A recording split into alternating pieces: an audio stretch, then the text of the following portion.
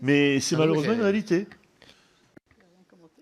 non, mais si je pense que si Madame la rapporteure vous a relancé, c'est que justement ça l'a préoccupé, enfin ça l'intéressait. Moi, alors sans donner d'exemple, même si vous pouvez donner des exemples, est-ce que cette réflexion vous a inspiré par les contrôles que vous avez opérés, ou c'est en tant qu'observateur et ancien magistrat qui veut dire qui peut-être a du nez, mais ou est-ce que vous avez observé des choses et peut-être même de signaler des choses à la justice? Non, c'est pas dans mes fonctions de directeur de l'Agence française anticorruption que j'ai constaté ça, puisque, comme je vous l'ai dit, on contrôle à des niveaux très différents, mais je l'ai vu dans mes fonctions antérieures de juge d'instruction, et la procureure de Paris s'est exprimée il n'y a pas très longtemps dans Le Monde, je crois, ce qu'elle disait n'était pas très loin de ce que je viens de vous dire.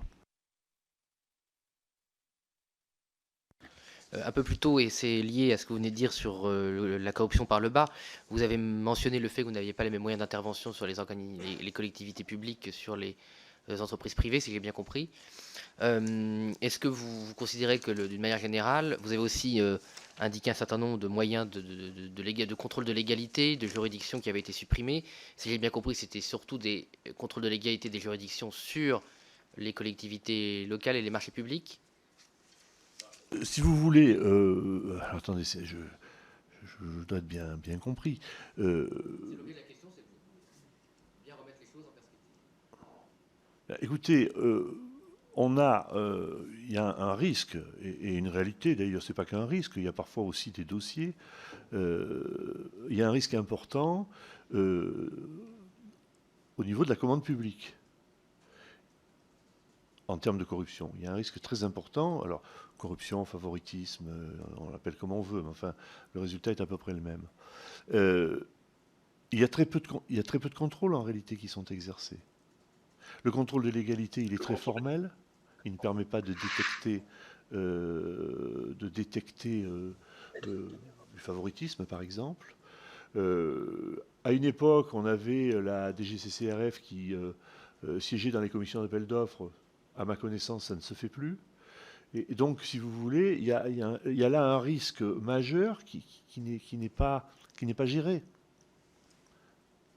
Et si j'ai bien compris, vous avez bien parlé de suppression de contrôle et de juridiction qui existaient auparavant. Donc, Ah oui, est-ce que oui. paradoxalement, on aurait renforcé, c'est une question ouverte, hein, moi je pose des questions pour bien comprendre votre propos et pour pas justement mal les interpréter, que ce soit moi-même ou les membres Oui. de la commission ou ceux qui nous regardent. Est-ce que paradoxalement, ce que j'ai compris de votre propos, mais vous pouvez tout à fait le contredire, on a renforcé les contrôles, on va dire en haut, donc les multinationales, un certain nombre d'organisations, d'organismes nationaux. Est-ce que paradoxalement, on aurait affaibli, volontairement c'est pas le sujet, mais factuellement affaibli le contrôle de légalité ou les juridictions qui s'occupaient de la corruption par le bas, qui pendant longtemps, et on le sait, était quand même une des forces de la démocratie. On le fait très bien. Bon, bah, quand les citoyens, les petites entreprises ont confiance dans la légalité des procédures des appels d'offres, évidemment la démocratie fonctionne. Si chaque acte administratif mineur peut donner lieu à un acte de corruption, à une suspicion de corruption, la société s'effondre par le bas et paradoxalement c'est peut-être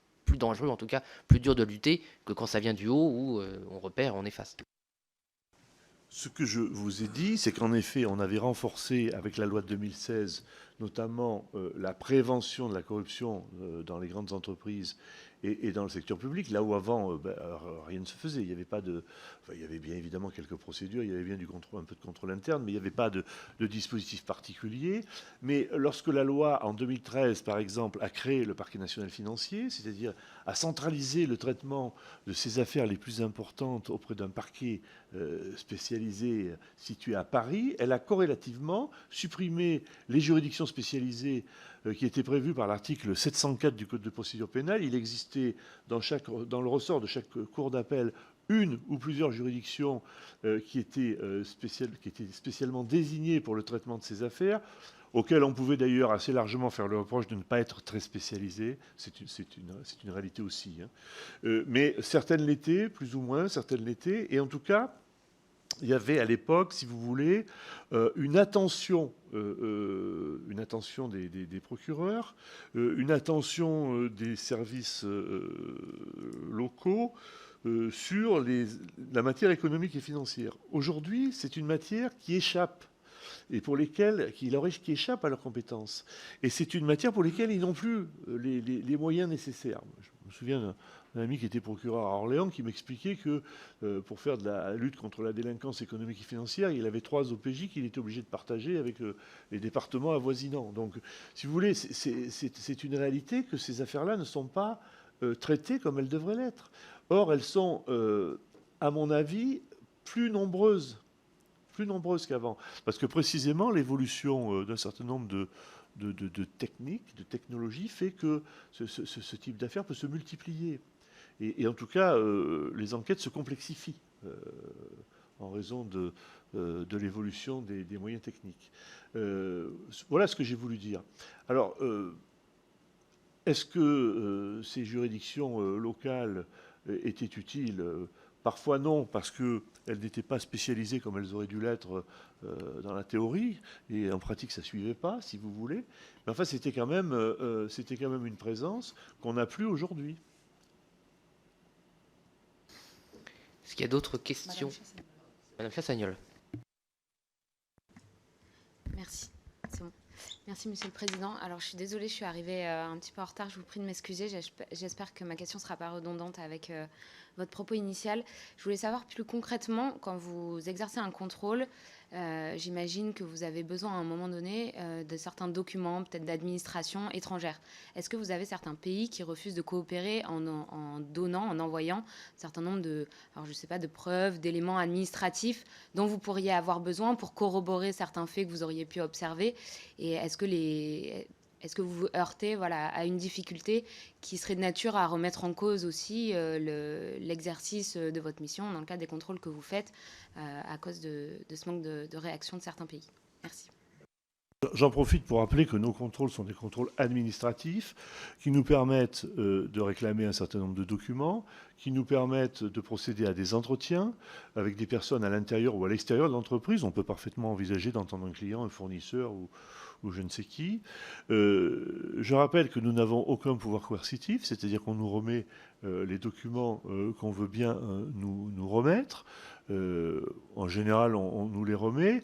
Et j'insiste sur le fait que nous sommes chargés de contrôle administratif, c'est-à-dire de vérifier la réalité et l'efficacité de procédures administratives qui sont mises en place au sein de l'entreprise. Il ne s'agit pas d'obtenir des preuves de faits de corruption ou autre. Alors, il peut arriver que nous ayons besoin d'informations qui peuvent se situer à l'étranger, notamment dans le cadre de filiales.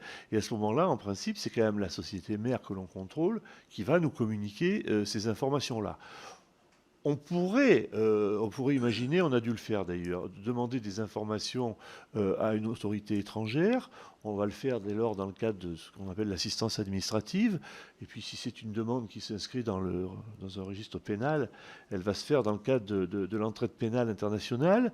Je ne sais pas si je réponds à votre question, c'est quelque chose qui se présente assez peu en réalité, parce que les documents que nous réclamons, en général, nous les obtenons de l'entreprise elle-même, qui va les faire remonter de ses filiales si nécessaire. Ce que je voulais vous dire, parce que ça faisait partie des questions qui m'avaient été posées et qui, à mon avis, qui est importante, c'est que, sans intention particulière, je pense, le législateur de 2016 a posé une condition qui nous paralyse un peu. Qui est celle qui nous impose, enfin qui impose que la société mère ait son siège en France pour pouvoir faire un contrôle. La règle, c'est qu'on peut contrôler toute entité qui se trouve sur le territoire national dès lors qu'elle a au moins 500 salariés ou plus de 100 millions d'euros de chiffre d'affaires, ou dès lors qu'elle appartient à un groupe qui, de façon consolidée, atteint ces seuils, à la condition que le siège de la mère soit en France. Alors, des fois, on attrape des sous-groupes. Sans pouvoir attraper le groupe, on attrape des sous-groupes, dès lors que de façon consolidée sur le territoire, ils atteignent ces seuils. Mais pour vous donner un exemple, je crois que Boeing, par exemple, n'a pas de représentation sur le territoire national qui atteigne les 500 salariés et les 100 millions d'euros de chiffre d'affaires. Donc, on ne peut pas contrôler Boeing. C'est un exemple, par hasard.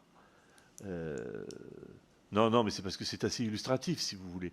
Ou alors, il suffit qu'une entreprise, un groupe étranger, scinde ses filiales en deux pour que nous ne puissions plus les contrôler. C'est pourquoi l'évaluation parlementaire proposée de supprimer cette condition de territorialité du siège de la maire, et nous sommes évidemment très favorables à ça.